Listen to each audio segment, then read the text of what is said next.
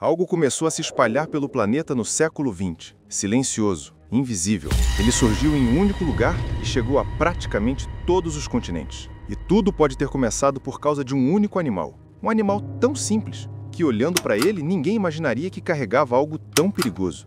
A pergunta é: como um sapo se tornou o centro da doença mais mortal já registrada na história da Terra? Guarda essa pergunta, porque para responder, a gente precisa voltar no tempo.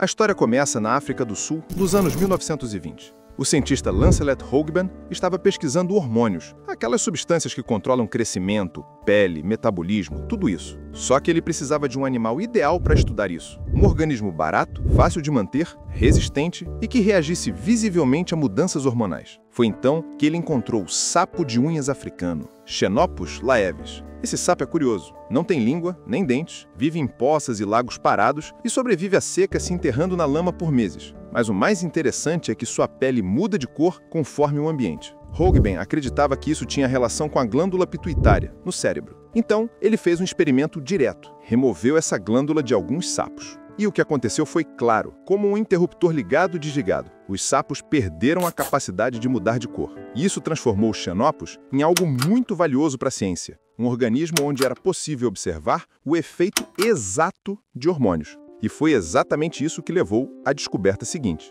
Alguns alunos de Hogben injetaram extratos da glândula pituitária de bois em fêmeas desses sapos. Então, algo inesperado aconteceu. As fêmeas soltaram centenas de ovos sem a presença de qualquer macho. Isso chamou atenção, porque o mesmo efeito acontece quando há um hormônio muito específico no corpo, o HCG, hormônio presente na urina de mulheres grávidas. Em outras palavras, se você injetasse a urina de uma mulher num sapo de unhas africano e ele colocasse ovos, a mulher estava grávida. Se não colocasse, não estava.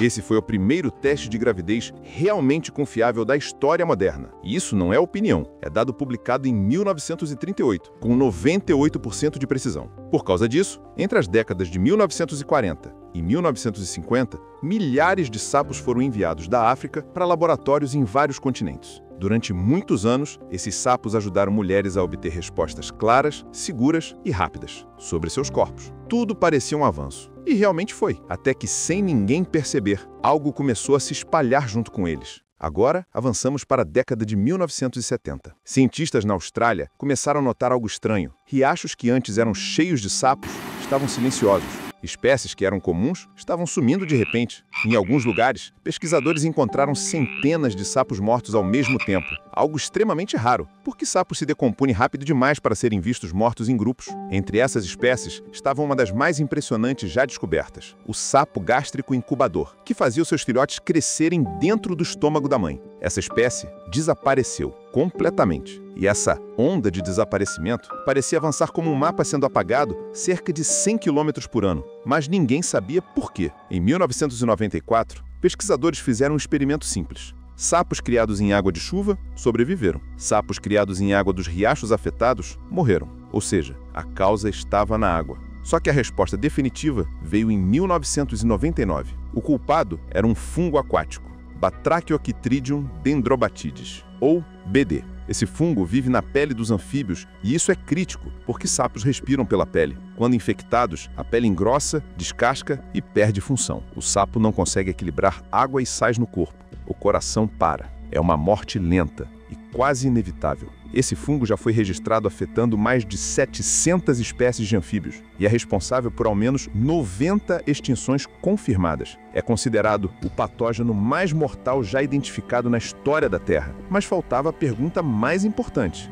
de onde ele veio? A resposta só surgiu em 2004, quando pesquisadores analisaram sapos preservados em museus. Sapos coletados antes, durante e depois do surgimento da doença. Eles trastearam a origem. O BD já existia nos sapos de unhas africanos. Esses sapos evoluíram junto com o fungo por milhares de anos. Eles não morriam, mas carregavam o BD na pele. Quando foram enviados para o mundo inteiro por causa do teste de gravidez, eles levaram o fungo junto. E ele encontrou espécies que nunca tinham tido contato com ele. Um avanço científico acabou se tornando a porta de entrada para a doença mais mortal do planeta. Hoje, cientistas tentam encontrar soluções, tratamentos antifúngicos, probióticos, até pequenas estufas solares onde sapos podem se aquecer para matar o fungo. Algumas espécies estão começando a desenvolver resistência natural, o que é um sinal de esperança. Mas o BD agora faz parte de muitos ecossistemas. Não existe solução simples. Depois de tudo isso, o quadro fica claro. Um sapo, que parecia comum, acabou desempenhando um papel central na criação do teste de gravidez mais importante de sua época.